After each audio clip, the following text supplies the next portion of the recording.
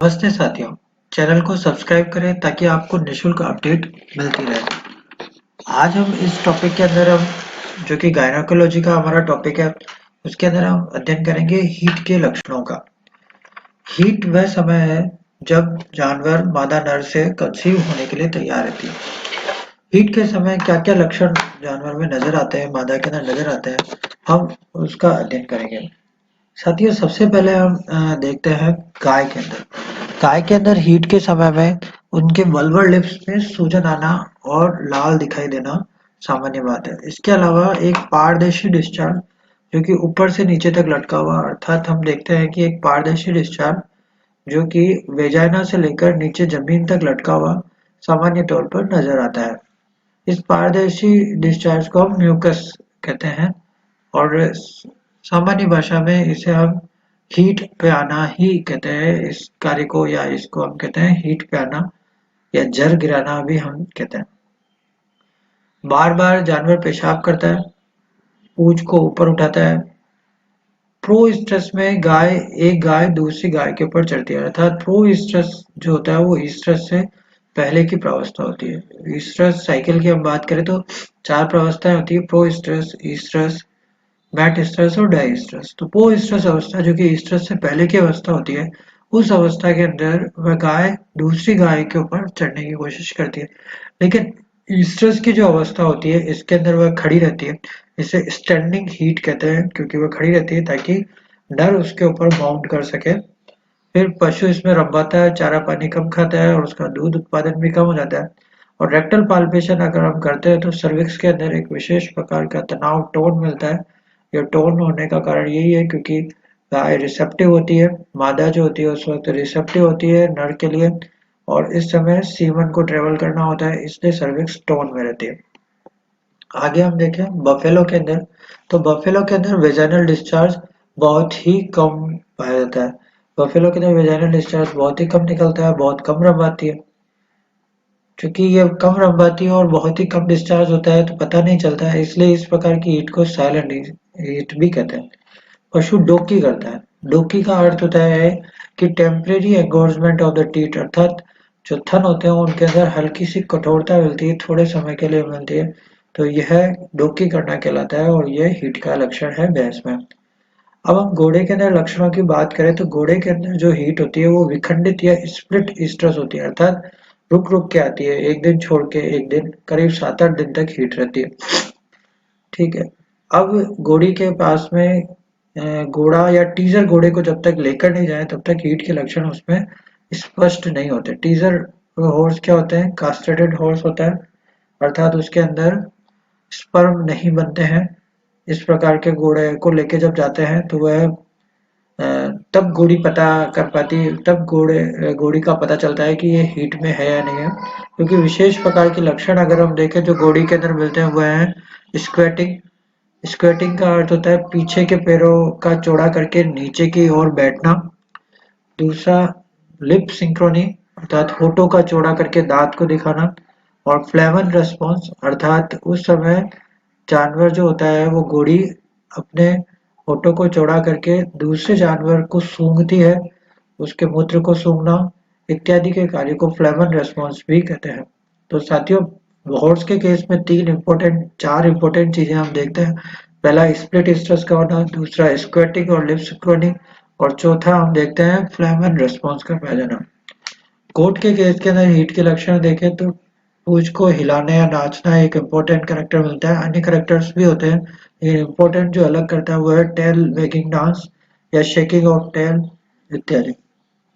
Pig के case के अंदर हम देखें तो इसके अंदर लार्डोसिस बिहेवियर हमें देखना पड़ता है। लार्डोसिस बिहेवियर को हम सा हॉर्स कहना, या काठ का घोड़े की तरह, अर्थात जो सूर्य होती है वो खड़ी रहती है,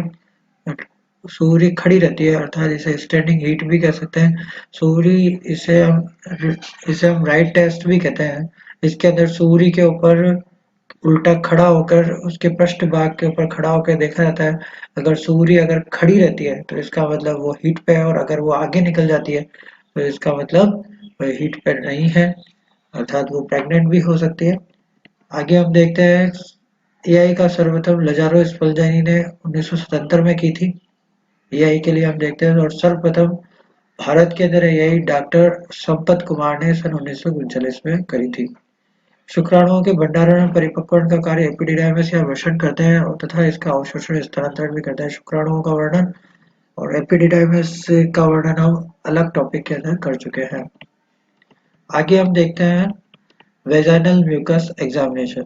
साथियों, ये जो हीट के समय में वेजाइना से जो म्यूकस स्त्रवण होता है उसका एग्जामिनेशन किया जाता है। इस एग्जामिनेशन के दौरान हम ये पता लगा सकते हैं कि पशु हीट में है या नहीं है, या हीट पर है तो क्या समय है उसका, और उसी समय अगर इसकी एआई की जाए तो क्या वह राइट टाइम है या नहीं है।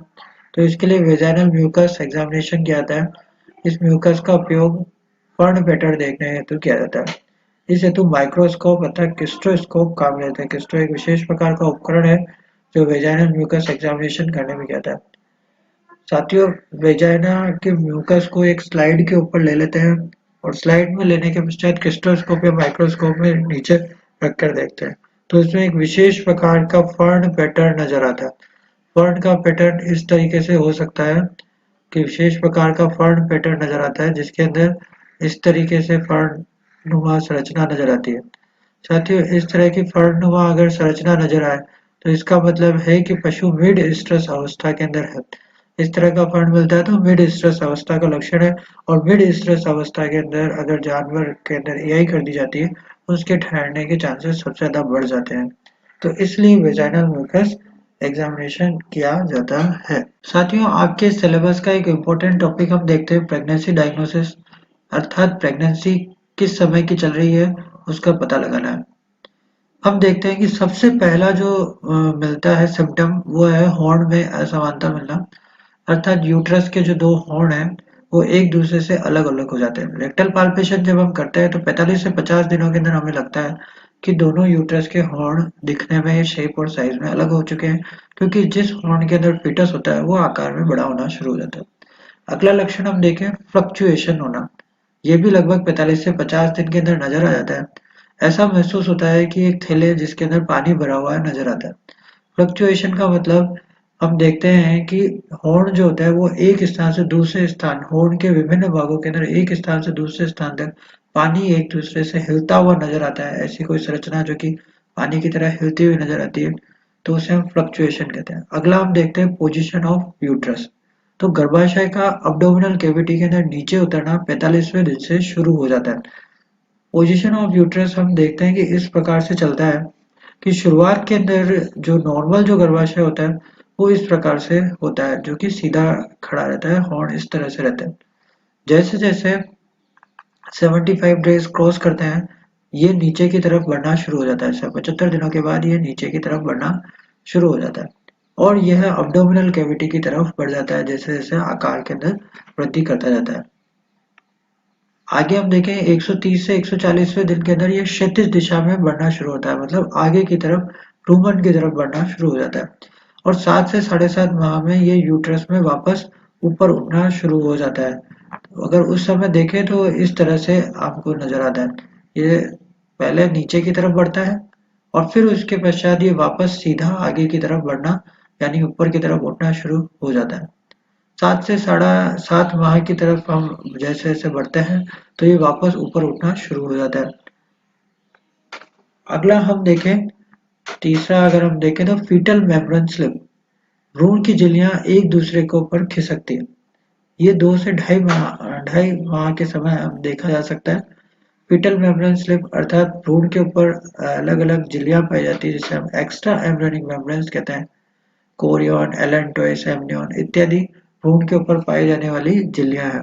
ये एक दूसरे पर खिसकती है तो झिल्लियों के खिसकने की एक विशेष प्रकार का महसूस रेक्टल पाल्पेशन पर महसूस किया जाता है।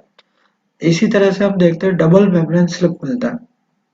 डबल मेम्ब्रेन स्लिप से अर्थात यह है कि भ्रूण के सबसे बाहरी झिल्ली अर्थात कोरियन तथा यूट्रस की जो दीवार है दो झिल्लीनुमा संरचना बनाती है। यूट्रस की दीवार को जब हम अंगुलियों से पकड़ते हैं तो दो चमड़ियों के होने का अनुभव होता है कि एक चमड़ी है और एक चमड़ी उसके नीचे भी है। तो इस तरह की कंडीशन को हम डबल मेम्ब्रेन स्लिप कहते हैं और ये कंडीशन तभी हो सकती है जब जानवर प्रेग्नेंट होता है। तो इससे हम प्रेगनेंसी का पता लगा सकते हैं।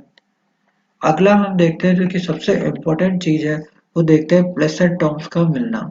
साथियों, प्लेसेंटोम्स क्या है? प्लेसेंटोम्स दो चीजों से मिलकर बने होते हैं, पहला कोटिलिडन और दूसरा करेंकस। प्लेसेंटोम वह चीज है जिससे भ्रूण को मादा के द्वारा पोषण प्राप्त होता है। वह दो भागों से मिलकर बने होते हैं, एक तो कोटिलिडन्स और दूसरा करेंकस। इस तरह से हम कह सकते हैं कि ये दो भाग हैं जो कि एक दूसरे को कवर रखते हैं, अर्थात एक भाग दूसरे भाग के अंदर समायोजित हो जाता है। एक भाग जो होता है उसका कोटिलिडोन का वो भ्रूण का हिस्सा होता है जिसे हम कोटिलिडन्स कहते हैं, और दूसरा भाग करेंकल्स जो कि मादा का हिस्सा होता है। कोटिलिडन्स और करेंकल्स दोनों मिलकर प्लेसेंटोम्स का निर्माण करते हैं। इनकी संख्या लगभग 100 से 120 होती है। ये एक तरह से बटन नुमा संरचनाएं होती है और इनकी संख्या 100 से 120 होती है, और गायों के अंदर इन्हें 85वें दिन के अंदर लगभग महसूस किया जा सकता है। इसके पश्चात हम तीन टर्म्स और देखते हैं। यूट्राइन आर्टरी से संबंधित है वीरिंग, पल्सेशन और प्रीमाइटिस मिलना। वीरिंग और पल्सेशन का मतलब है, वीरिंग का अर्थ है कि वायर की तरह इसके अंदर या लगातार फ्लूइड का बहना वीरिंग कहलाता है, और पल्सेशन का मतलब इसके अंदर संवेदना मिलती है, संवेदना के साथ साथ पल्स की तरह इसके अंदर आगे यूट्राइन आर्टरी के अंदर ब्लड बहता हुआ नजर आता है। ये लगभग 85 से 90 दिनों के लगभग नजर आता है। उसके पश्चात यह बंद हो जाता है और कब नजर आता है? इसके पश्चात हम देखते हैं कि यूट्राइन आर्टरी में कंपन जो है लगभग 5 से 7 माह के बाद में नजर आना शुरू हो जाता है। ये कंपन को हम प्रीमाइटिस कहते हैं। इसी तरह से फुटबॉल नुमा यूट्रस जो होता है वो 2 माह के अंदर हम महसूस कर सकते हैं। तो साथियों,